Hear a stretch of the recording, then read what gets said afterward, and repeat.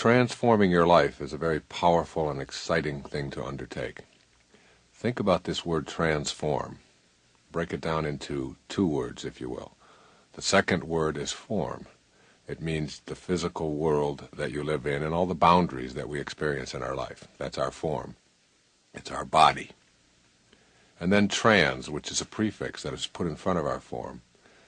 And the prefix trans means to go beyond, to soar above, to go past. So transforming really means going beyond your form. That is, going beyond the limits of your body, if you will. I am presenting 101 specific ideas that you can use each and every day to transform or go beyond your form, your life. And transforming your life is not something that is a very involved and difficult process. It can be done in any given moment in your life. And as you listen, there are many ways that you can use it. You might want to just listen to one thought each day and let it sink in and meditate on it over and over again in the morning.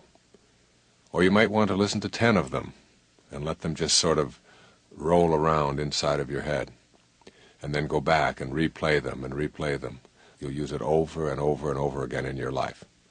It is really designed to help you to understand how powerful your thoughts are. You can change your life in a matter of moments by doing one simple thing. Change the thoughts you think and the words you speak. Your internal dialogue has an enormous effect on every aspect of your life, and you can alter it in a positive way, beginning right now. I call this 101 ways to transform your life. Transform, going beyond your form. Listen to each thought, let it sink in, and begin putting it into practice, beginning now.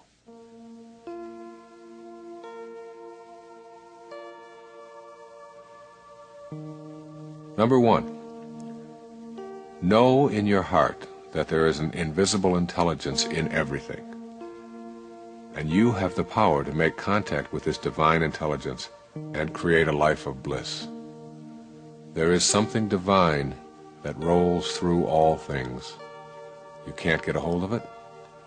A little seedling has treeness in it when it is put into the ground. You can't see treeness, you can't see the tree, yet you know it is in there. And same with you. You have greatness, you have an energy that is so powerful, and it flows through you and in everything that you come into contact with. Know it, begin to trust it, and you'll find yourself experiencing transformation in your life. Number 2, this is your sacred quest. The doorway to higher levels of awareness in your life opens inward. And most of us spend our lives facing the wrong way, looking outside of ourselves for the solutions to our problems. Where inward, in that silent, quiet, empty space within, is where the universal intelligence lies. It is where your essence as a human being is. Begin to look inward rather than outward each day. Number 3, become aware that there are no accidents in our intelligent universe. Realize that everything that shows up in your life has something to teach you. Appreciate everyone and everything in your life. You need to begin looking inward at who you are and why you are here, instead of outward at the physical world or anything in it. Make this a day of appreciation, a day of being in awe and bewilderment of everything that you come into contact with.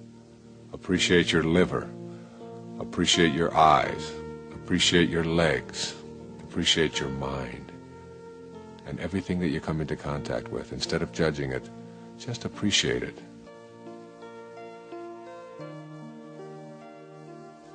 Number 4, draw your inner energy from the beauty that surrounds you.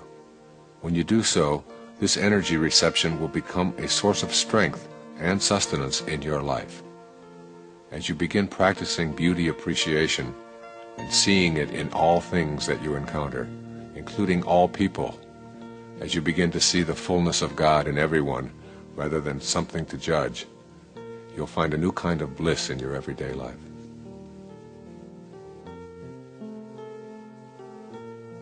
Number 5, be peaceful, experience silence, meditate, and really listen to God. The result will be that you will find the solution to each and every one of your problems, whether it be related to relationships or finances, health or self-image, all within yourself. The peace and the quiet and the solitude all come from an understanding that God's one and only voice is silence, as Herman Melville reminded us. And if you can just be, even for one moment today, just peaceful and just go within, you're going to find a bliss that you perhaps didn't ever know before. Number 6, forgive yourself for your transgressions. See that mistakes are lessons for you to transcend. Release yourself from the tyranny of self-recrimination. Make the decision to be free. Everything that's ever happened to you in your life has happened for a reason. And when you are filled with an absence of self-forgiveness, and you're full of recriminations about what you did or shouldn't have done, or what you should have done, all of these kinds of things are really a message that you're sending to the universe saying, God's plan doesn't work and mine does. That's really an insidious thing to say. Everything that you've done or experienced is over, and you had something to learn from it. So forgive yourself and move on with your life. Number 7, write down this ancient truth and reread it on a daily basis. When you seek happiness for yourself, it will always elude you. When you seek happiness for others, you will find it yourself. Number 8, attempt to remove all enemies from your thoughts. The same intelligence that flows through you flows through all human beings. When you know that you are connected to all, you cannot fathom striking out at others, let alone feeling hatred for them. Or another way of saying this is, on a round planet, there's no choosing up sides. We all are here for a reason. We all have the same divine energy flowing through us. And when we stop thinking of ourselves as separate from everyone else, we begin to see and experience the love that we are here for in the first place. In my opinion, God doesn't want us to love God. God wants us to learn to love each other. That's what it means to be a holy being, to not have enemies and to love each other. That's truly what loving God is about. Number 9, release everything that you have been told is impossible or unrealistic, and allow yourself the freedom to make your own contract with God about what is possible for you.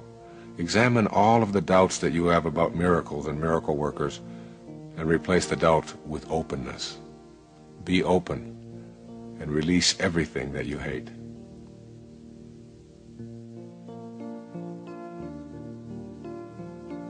Number 10, keep in mind that grievances bring turmoil, while communication brings peace. If you are angry at someone in your life, work at communicating with that person about your aggrieved feelings, no matter how difficult it may be. One of the things that really destroys relationships is the unwillingness to talk or be open about the things that are difficult for us to talk about. So even if it's something that you feel inside you can't do, just push aside that impossibility and say to yourself, I'm going to talk to my spouse or my lover or my daughter or my mother about these things. And the talking is a way of releasing the energy that is built up that creates all of the turmoil that we live with that destroys relationships.